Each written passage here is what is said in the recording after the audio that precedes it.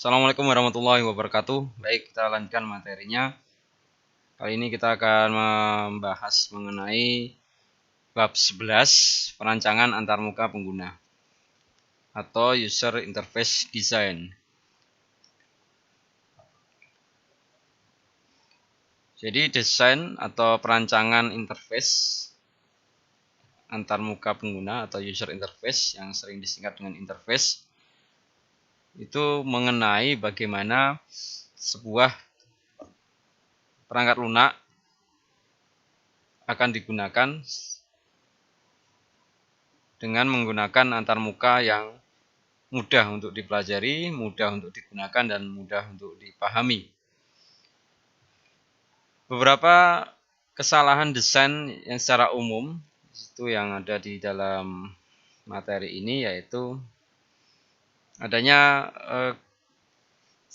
kurangnya atau tidak konsistensinya sebuah desain.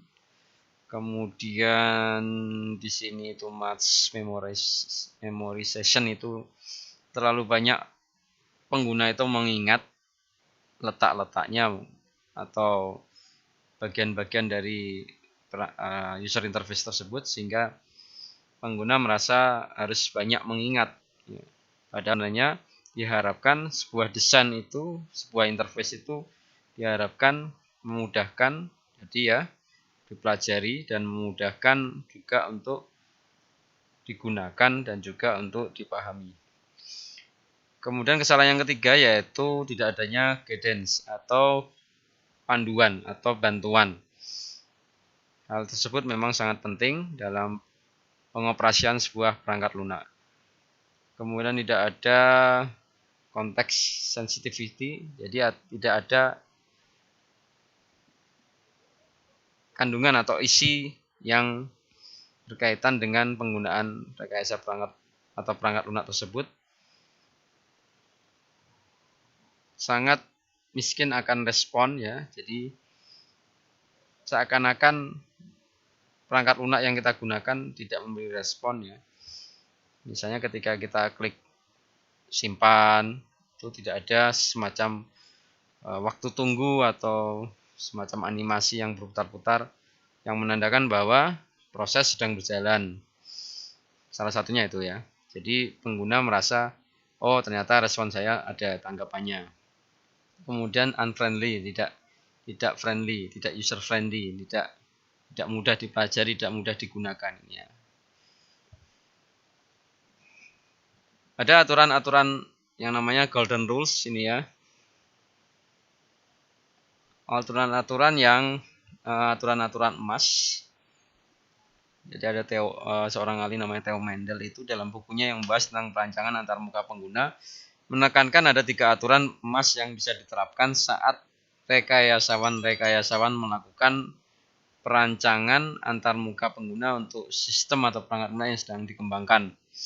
Yang pertama, tempatkan pengguna sebagai pengendali. Yang kedua, kurangi beban memori di komputer pengguna. Dan yang ketiga, buat antarmuka sedemikian rupa sehingga bersifat konsisten. Kita bahas mulai yang pertama yaitu tempatkan pengguna sebagai pengendali tadi ini ya. Jadi di sini ada beberapa hal atau prinsip-prinsip perancangan antarmuka pengguna yang bertujuan menempatkan pengguna sebagai pengendali. Yang pertama yaitu definisikan modus-modus interaksi dengan tidak memaksa pengguna untuk melakukan aksi-aksi yang tidak diperlukannya dan tidak dikehendakinya. Kemudian yang kedua, sediakan interaksi yang bersifat fleksibel. Ketiga, memungkinkan interaksi pengguna yang dapat diinterupsi atau dibatalkan. Yang keempat, menyediakan modus interaksi yang bersifat lanjut dan memungkinkan interaksi dikustomisasi. Berikutnya, sembunyikan hal-hal internal yang bersifat sangat teknis dari para pengguna biasa. Dan yang terakhir, rancang interaksi langsung dengan objek-objek yang tampak di layar monitor pengguna. Itu ada beberapa adalah prinsip-prinsip rancangan antarmuka pengguna yang menempatkan pengguna sebagai pengendali. Kemudian yang aturan MAS yang kedua yaitu tadi ya, mengurangi beban memori di komputer pengguna.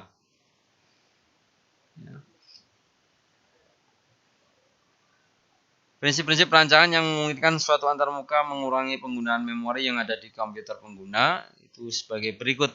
Yang pertama, mengurangi permintaan memori jangka pendek di komputer pengguna.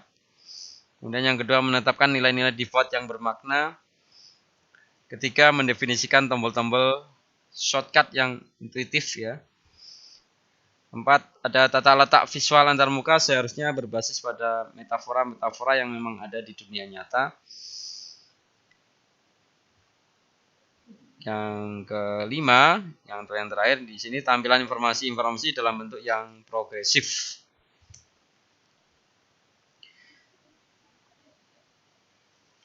Aturan MAS yang ketiga yaitu buat antarmuka sedemikian rupa sehingga bersifat konsisten. Prinsip-prinsip perancangan antarmuka yang akan sangat membantu para perancang antarmuka untuk membuat antarmuka pengguna yang konsisten.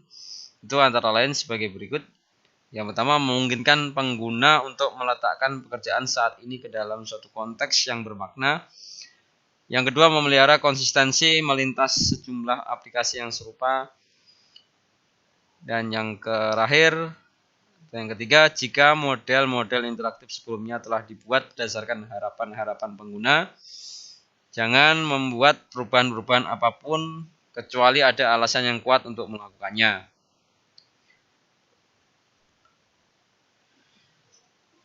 Berikutnya adalah analisis dan perancangan antarmuka pengguna.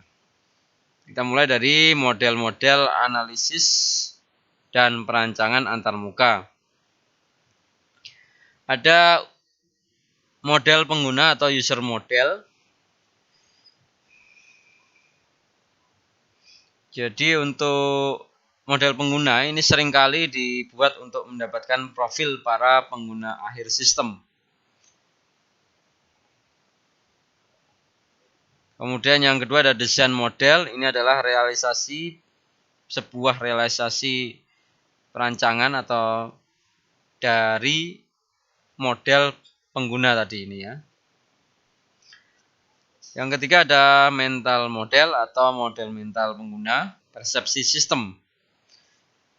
Ini adalah gambaran sistem yang ada di kepala para pengguna akhir, yang ada di bayangan para pengguna akhir. Dan yang terakhir ada model implementasi. Ya, model implementasi ini pada dasarnya menggabungkan manifestasi yang tampak dari luar suatu sistem berbasis komputer atau citra rasa antarmuka digabungkan dengan informasi-informasi pendukung lainnya seperti buku-buku, petunjuk, pita-pita video dan berkas-berkas bantuan yang mendeskripsikan sintak-sintak dan semantik-semantik antarmuka pengguna.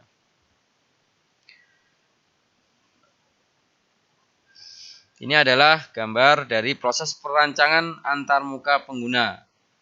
Dimulai dari validasi interface atau validasi antarmuka, kemudian pemodelan ya, dari mulai ini spiral ini ya. Dari mulai desain atau perancangan antarmuka, kemudian konstruksi antarmuka, divalidasi, baru dimodelkan dan dianalisis antarmukanya.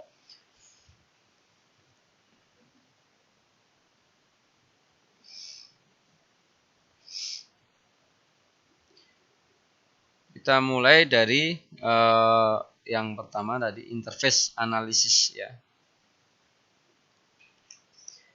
atau analisis antarmuka. Suatu kunci dari semua model proses rekayasa perangkat lunak adalah bagaimana caranya kita dapat memahami permasalahan-permasalahan sebelum kita mencoba melakukan perancangan atas solusi permasalahan-permasalahan tersebut. Dalam kasus perancangan antarmuka pengguna, pemahaman atas permasalahan berarti artinya yang pertama itu adalah orang-orang atau para pengguna akhir ini yang akan berinteraksi dengan sistem melalui antarmuka pengguna yang dimilikinya. Yang kedua, pekerjaan-pekerjaan yang harus dilakukan oleh para pengguna akhir.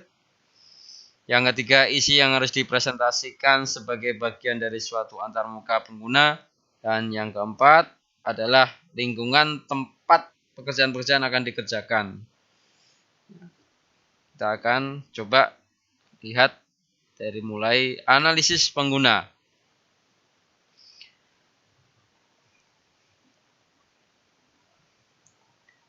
Analisis pengguna ini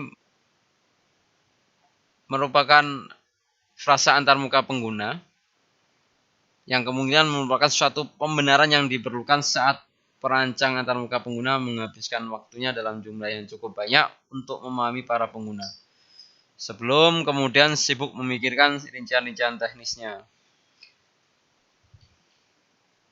Dalam hal ini, sejumlah besar sumber dapat digunakan untuk menyelesaikan permasalahan-permasalahan tersebut. Sumber-sumber yang dapat digunakan diantaranya seperti yang tertulis di bawah ini ya.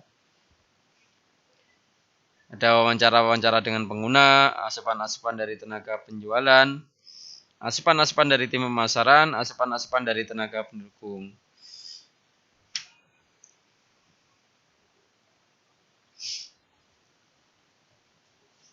Dari asupan-asupan dari tenaga pendukung ini yang setiap hari melakukan pembicaraan-pembicaraan dengan para pengguna. Jadi mereka sesungguhnya merupakan sumber informasi yang sangat penting berkaitan dengan apa yang bekerja dengan baik dan apa yang tidak. Apa yang para pengguna sukai dan apa yang tidak. Fitur-fitur apa yang menimbulkan pertanyaan-pertanyaan dan fitur-fitur apa yang mudah digunakan. Sejumlah pertanyaan di bawah ini diadaptasi dari seorang ahli. Mungkin akan membantu kita untuk memahami dengan lebih baik siapa sesungguhnya para pengguna sistem itu ya. Yang pertama, apakah para pengguna merupakan para profesional yang terlatih dengan baik, para teknisi, para petugas yang berhubungan dengan proses asupan luaran data, atau para pekerja perusahaan pada umumnya. Kemudian apa peringkat rata-rata pendidikan formal yang dimiliki oleh para pengguna tersebut? Apakah para pengguna memiliki kemampuan untuk belajar secara mandiri dari material-material tertulis atau apakah mereka memerlukan pelatihan khusus di kelas? Apakah para pengguna merupakan orang-orang yang terampil dalam hal mengetikkan sesuatu melalui keyboard komputer? Berapa rentang usia para pengguna? Apakah para pengguna secara dominan merupakan suatu golongan dari jenis kelamin tertentu? Bagaimana caranya para pengguna akan mendapatkan penghargaan dari pekerjaan yang mereka lakukan? Apakah para pengguna bekerja pada jam kantor yang normal atau mereka seringkali harus bekerja lembur sehingga pekerjaan-pekerjaan mereka terselesaikan? Apakah perangkat lunak yang kita kembangkan nantinya akan menjadi bagian terintegrasi dari pekerjaan para pengguna atau apakah perangkat lunak hanya akan digunakan sekali-sekali? Apakah bahasa ibu para pengguna? Apa akibatnya jika seorang pengguna melakukan kesalahan saat orang itu menggunakan sistem atau perangkat lunak yang kita kembangkan? Apakah para pengguna merupakan pakar-pakar di bidang subjek permasalahan yang akan diselesaikan oleh sistem atau perangkat lunak? Dan yang terakhir, apakah para pengguna mau tahu tentang teknologi yang ada di belakang antarmuka pengguna? Saat pertanyaan-pertanyaan di atas tersebut dijawab, kita akan tahu siapa sesungguhnya para pengguna akhir yang menggunakan sistem atau perangkat lunak yang akan kita kembangkan. Apa yang memotivasi dan menyenangkan bagi mereka, bagaimana masing-masing mereka dapat dikelompokkan ke dalam berbagai kelas pengguna atau profil yang berbeda, apa dan bagaimana model-model mental mereka tentang sistem atau perangkat lunak dan bagaimana antarmuka pengguna harus dibuat sehingga sesuai dengan kebutuhan-kebutuhan mereka. Itu dari analisis pengguna. Sekarang kita akan menuju ke analisis pekerjaan dan pemodelan. Sasaran dari analisis pekerjaan adalah untuk menjawab pertanyaan-pertanyaan seperti ini. Yang pertama, pekerjaan-pekerjaan apa yang akan dikerjakan oleh para pengguna dalam suatu keadaan tertentu? Berikutnya pekerjaan-pekerjaan dan sub-pekerjaan apa yang akan para pengguna kerjakan saat mereka mengerjakannya menggunakan sistem atau perangkat lunak yang kita akan kembangkan? Objek-objek ranah permasalahan spesifik apa yang akan dimanipulasi oleh para pengguna saat mereka mengerjakan pekerjaannya. Bagaimana urutan-urutan pekerjaan, aliran kerja yang akan dikerjakan oleh para pengguna. Bagaimana hierarki pekerjaan yang akan dikerjakan oleh para pengguna.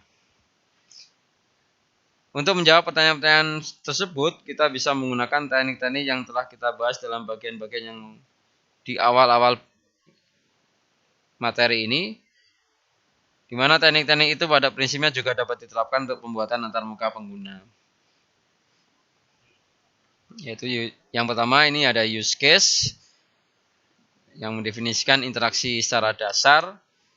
Jadi use case sesungguhnya mendeskripsikan bagaimana sebuah aktor dalam konteks perancangan antarmuka pengguna. Ini aktor selalu merupakan orang-orang yang melakukan interaksi dengan sistem atau perangkat lunak yang sedang kita kembangkan. Kemudian ada elaborasi pekerjaan. Di bab sebelumnya telah dibahas tentang elaborasi yang dilakukan secara bertahap. Juga dinamakan sebagai dekomposisi fungsional atau penghalusan bertahap. Sebagai suatu mekanisme yang dapat digunakan untuk melakukan penghalusan pekerjaan-pekerjaan pemrosesan yang diperlukan oleh sistem atau perangkat lunak untuk dapat menyelesaikan suatu fungsi tertentu yang diperlukan. Yang ketiga ini adalah salah satu teknik-teknik ya, teknik-teknik yang nanti akan digunakan itu adalah elaborasi objek. Fokus pada pekerjaan-pekerjaan yang harus dilakukan oleh para pengguna, kita dapat melakukan pemeriksaan use case dan informasi lain yang didapatkan dari para pengguna dan kemudian mengekstraksi objek-objek fisik yang digunakan oleh perancang tersebut ya. Jadi mengidentifikasi antarmuka objek ini ya, kelas ini. Kemudian analisis aliran kerja, workflow analysis. Ini mendefinisikan bagaimana sebuah proses pekerjaan terselesaikan ketika beberapa orang atau aturan atau peran itu terlibat. Ya. Jadi saat ada sejumlah pengguna yang berbeda, di mana masing-masing pengguna memainkan peran-peran yang berbeda-beda juga, pembuatan antarmuka pengguna seringkali berada di luar analisis pekerjaan dan elaborasi objek, sehingga kita harus menerapkan analisis aliran kerja. Ini ya. Adalah diagram swim lane, gambar diagram swim lane. Diagram aktivitas UML dengan swim lane untuk fungsi pemberian ulang. Ini tidak terlihat ya, resep ini ya. Jadi ada pasien, kemudian ada ahli farmasi dan dokter. Ya, ini diagram activity ya, di UML. Yang ketiga kita akan coba melihat dari analisis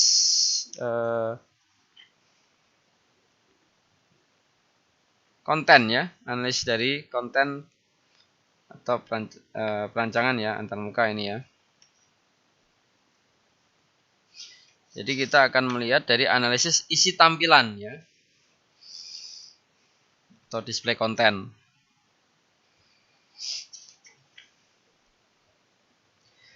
Selama tahapan analisis antarmuka pengguna, format dan estetika isi seperti yang akan ditampilkan oleh antarmuka dipertimbangkan secara matang. Di antara pertanyaan-pertanyaan yang harus ditanyakan dan harus dijawab ini adalah sebagai berikut ya. Yang pertama, apakah berbagai jenis data yang berbeda bersifat tetap lokasinya di layar? Misalnya foto-foto hampir selalu muncul di bagian kanan atas, atau mungkin di kiri atas, atau mungkin di tempat lain. Berikutnya, dapatkah seseorang pengguna melakukan kustomisasi lokasi isi pada layar? Kaitannya dengan analisis tampilan isi ini ya. Yang ketiga, ini apakah identifikasi di layar diterapkan untuk semua isi? Yang keempat, jika laporan yang berukuran besar harus dipresentasikan pada para pengguna, bagaimana seharusnya laporan besar itu dibagi-bagi demi kemudahan pemahaman? Kemudian, akankah mekanisme-mekanisme pemindahan langsung tersedia untuk mengikhtisarkan atau mensarikan informasi-informasi yang berasal dari sejumlah besar data? Akankah luaran grafis dapat disesuaikan ukurannya sedemikian rupa agar sesuai dengan batasan sarana tampilan yang digunakan? Bagaimana warna-warna akan digunakan untuk meningkatkan pemahaman? Bagaimana pesan-pesan kesalahan dan peringatan-peringatan akan ditampilkan ke para pengguna? Itu adalah beberapa pertanyaan yang kaitannya dengan tahapan analisis antarmuka pengguna, format dan estetika isi. Langkah-langkah dari perancangan antarmuka. Kita masuk ke sini sekarang. Jadi meskipun ada banyak model perancangan antarmuka pengguna yang berbeda yang telah ditemukan selama ini dari beberapa ahli, mereka semuanya pada dasarnya menyarankan gabungan langkah-langkah seperti ini. Yang pertama, menggunakan informasi yang dikembangkan selama analisis antarmuka pengguna, definisikan objek-objek dan tindakan-tindakan atau operasi-operasi. Yang kedua, definisikan event-event atau tindakan-tindakan pengguna yang akan menyebabkan keadaan atau state antarmuka pengguna berubah. Kita bisa lakukan pemodelan untuk perilaku ini. Yang ketiga, perlihatkan masing-masing keadaan atau state antarmuka pengguna seperti yang pada waktunya nanti akan dilihat oleh para pengguna. Dan yang keempat, perkirakan bagaimana para pengguna akan menafsirkan keadaan sistem dari informasi-informasi yang disediakan melalui antarmuka pengguna. Itu langkah-langkah dari perancangan antarmuka. Gabungannya. Ada beberapa isu desain, isu-isu perancangan yang akan kita hadapi ini ya nanti kalau dalam merancang sebuah antarmuka pengguna. Ada respon time atau waktu tunda atau waktu tanggap. Kemudian ada fasilitas-fasilitas bantuan, penanganan kesalahan-kesalahan. Kemudian ada menu-menu dan label-label perintah.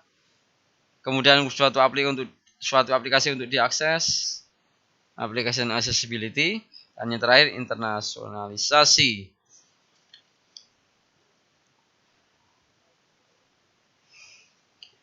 Sekarang kita menuju ke perancangan antarmuka aplikasi-aplikasi web. Jadi setiap antarmuka pengguna, entah itu antarmuka pengguna itu dirancang untuk aplikasi-aplikasi web, dirancang untuk perangkat lunak tradisional, dirancang untuk suatu produk konsumen tertentu, atau dirancang untuk sarana-sarana industri, seharusnya memperlihatkan karakteristik kegunaan seperti yang telah dibahas pada awal bab ini. Seorang ahli berpendapat bahwa kita sebagai seorang rekayasawan perangkat lunak seharusnya merancang suatu antarmuka pengguna untuk aplikasi-aplikasi web sedemikian rupa sehingga bisa menjawab 3 pertanyaan yang sering muncul di benak para pengguna akhir. Pertanyaan-pertanyaan itu seperti berikut.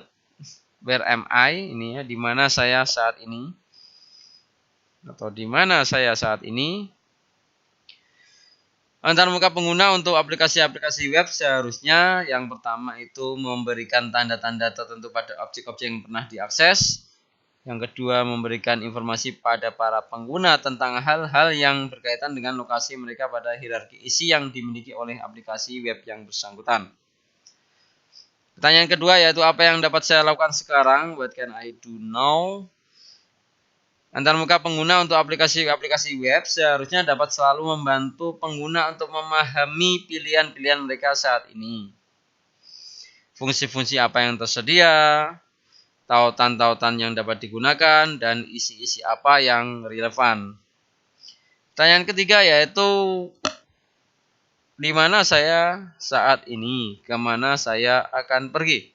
Where have I been, where am I going? The interface atau interface antarmuka pengguna untuk aplikasi-aplikasi web seharusnya memfasilitasi navigasi atau penelusuran yang akan dilakukan oleh para penggunanya. Jadi semacam ada peta atau hierarki yang seharusnya diimplementasikan menggunakan cara yang mudah dipahami oleh para pengguna. Pengguna berada pada saat di mana ini, kemudian apa yang mau mereka kerjakan, kemana mereka akan melangkah, itu ada panduannya.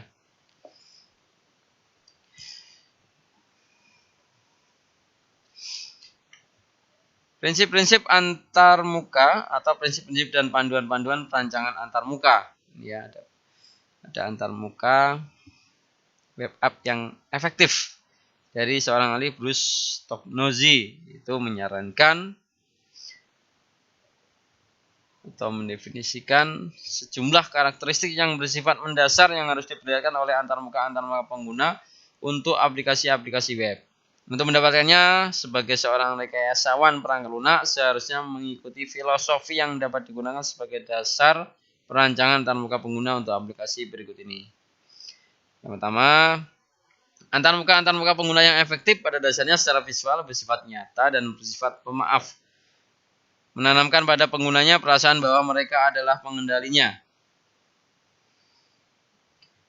Pada antarmuka pengguna yang efektif, para pengguna akan secara cepat melihat betapa beragamnya pilihan-pilihan yang dapat mereka ambil, secara cepat pula memahami bagaimana caranya mereka dapat mencapai sasaran-sasaran mereka, dan dapat secara cepat memahami bagaimana caranya mereka bisa mengerjakan pekerjaan-pekerjaan mereka. Yang kedua, antarmuka pengguna yang efektif akan membuat para penggunanya tidak peduli apa yang sesungguhnya terjadi di bagian dalam sistem atau perangkat lunak yang sedang mereka operasikan. Hal ini memungkinkan para pengguna mengerjakan pekerjaan-pekerjaan mereka dengan hati-hati dan selanjutnya menyimpannya, juga menyediakan bagi para penggunanya pilihan-pilihan untuk membatalkan suatu tindakan yang pernah dilakukan setiap saat mereka menghendakinya. Yang terakhir, aplikasi-aplikasi yang efektif dan layanan-layanan yang efektif diharapkan dapat melaksanakan pekerjaan-pekerjaannya dalam jumlah yang maksimum, dan sementara itu hanya memerlukan informasi dari para pengguna dalam jumlah minimum. Ada beberapa prinsip-prinsip dan panduan-panduan perancangan antarmuka. Dibagi dua ini.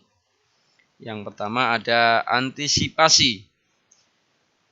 Suatu aplikasi web seharusnya dirancang sedemikian rupa sehingga ia dapat mengantisipasi pergerakan penggunanya di waktu-waktu berikutnya. Yang kedua, komunikasi. Prinsip-prinsip perancangan antarmuka ini ya. Prinsip-prinsip dan panduan-panduan perancangan antarmuka lebih tepatnya. Yang kedua, komunikasi. Setelah tadi yang pertama ada antisipasi, ini yang kedua komunikasi. Antarmuka pengguna yang dimiliki oleh suatu aplikasi web seharusnya mengkomunikasikan status dari setiap aktivitas yang dilakukan oleh para pengguna.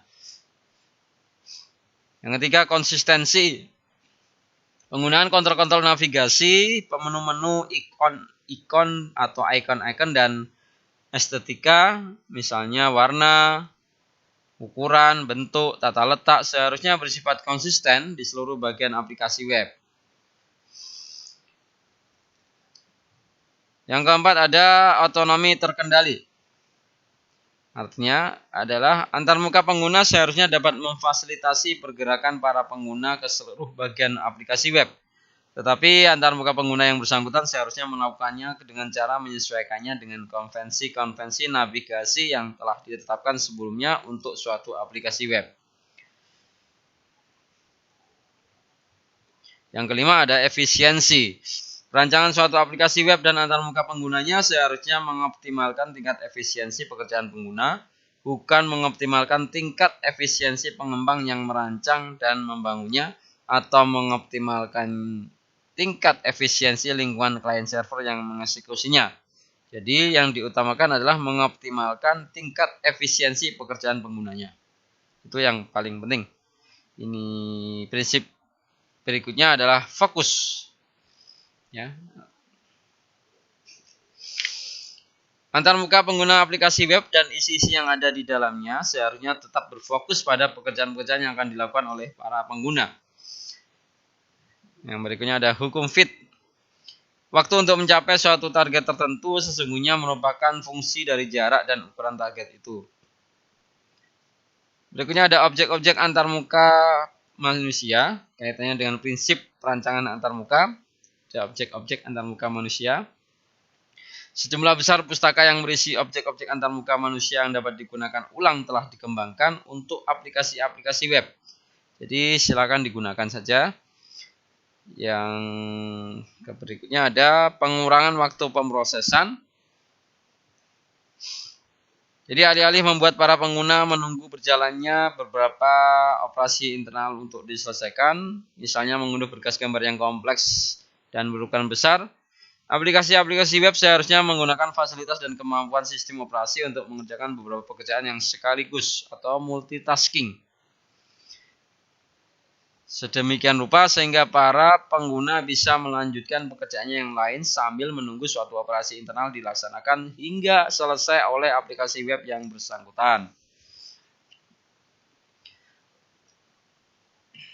Kemudian untuk dipelajari, suatu antarmuka pengguna yang dimiliki oleh aplikasi-aplikasi web seharusnya dirancang sedemikian rupa sehingga mudah dipelajari dan setelah dipelajari akan meminimalkan waktu untuk melakukan pembelajaran kembali saat aplikasi-aplikasi web yang bersangkutan kembali dikunjungi di masa-masa selanjutnya. Prinsip desain antarmuka yang berikutnya ada memelihara integritas produk kerja. Suatu produk kerja, misalnya suatu form yang dilengkapi oleh pengguna, suatu daftar yang dispesifikasi oleh pengguna, harus secara otomatis disimpan sehingga apa yang ada di dalamnya tidak akan hilang jika terjadi kesalahan-kesalahan. Prinsip yang berikutnya ada kemudahan dibaca. Semua informasi yang ditampilkan melalui antarmuka pengguna suatu aplikasi web seharusnya mudah dibaca oleh pengguna-pengguna yang berusia muda maupun mereka yang sudah tua. Prinsip yang berikutnya adalah melacak keadaan pengguna. Jika dimungkinkan, keadaan suatu interaksi pengguna seharusnya dapat dilacak dan disimpan sedemikian rupa sehingga seorang pengguna bisa keluar dari aplikasi web atau log off dan di kemudian hari dapat masuk kembali ke aplikasi web yang sama pada titik yang pernah ditinggalkannya sebelumnya. Dan yang terakhir ada navigasi yang tampak. Sebuah antarmuka pengguna yang dimiliki oleh aplikasi web yang dirancang dengan baik pada dasarnya menyediakan ilusi-ilusi seolah para pengguna aplikasi web berada di tempat yang sama dengan pekerjaan-pekerjaan yang diserahkan pada mereka.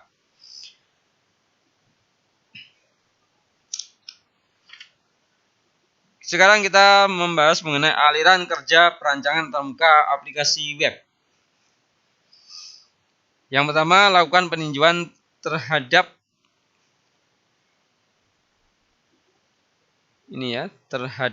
informasi-informasi yang ada di dalam model-model kebutuhan dan jika diperlukan melakukan penghalusan padanya. Yang kedua, mengembangkan sebuah sketsa kasar tentang tata letak antarmuka aplikasi web. Kemudian petakan sasaran-sasaran pengguna ke dalam aksi-aksi antarmuka secara spesifik. Definisikan himpunan pekerjaan para pengguna yang berhubungan dengan masing-masing aksi. Buat gambaran layar untuk masing-masing aksi pada antarmuka pengguna. Lakukan penghalusan pada tata letak antarmuka pengguna dan gambaran-gambaran layar menggunakan pertimbangan-pertimbangan estetika. Ini adalah pemetaan sasaran-sasaran pengguna ke dalam bentuk aksi-aksi pada antarmuka pengguna. Jadi yang sebelah sini ada daftar dari tujuan pengguna atau objektif pengguna, tujuan utama 1, 2, 3 sampai ke N. Itu akan dipetakan ke dalam interface ini ya, navigasi menu, kemudian dalam bentuk menu bar your function.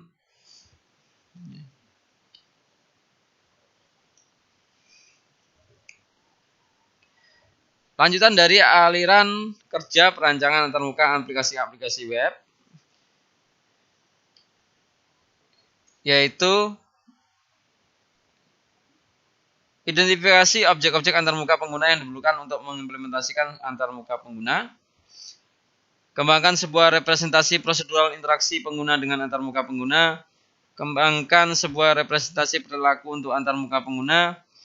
Deskripsikan tata letak antarmuka pengguna untuk masing-masing keadaan atau state. bagus dan tinjau model perancangan antarmuka pengguna. Secara desain estetika ini ada beberapa hal yang perlu diperhatikan. Yang pertama, jangan terlalu takut atau jangan takut terhadap spasi kosong ya. Kemudian penekanan pada konten, mengelompokkan elemen layout dari atas kiri ke bawah kanan ya. Ada navigasi grup, konten, dan fungsi yang secara geografis ada di dalam page atau halaman tersebut. Jangan mengembangkan dengan scrolling bar, kemudian menganggap resolusi dan ukuran jendela browser ketika layout desainnya.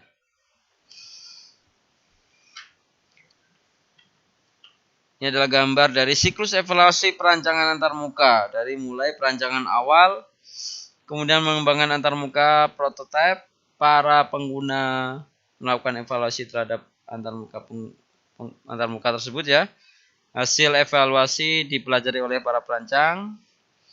Ini ada perancangan antarmuka yang sudah lengkap nanti. Modifikasi perancangan dibuat, kemudian mengembangkan antarmuka prototipe. Baik, mungkin hanya ini yang bisa saya sampaikan pada kesempatan kali ini. Terima kasih atas perhatiannya. Wallahul muwaffiq ila aqwamit thoriq. Wassalamualaikum warahmatullahi wabarakatuh.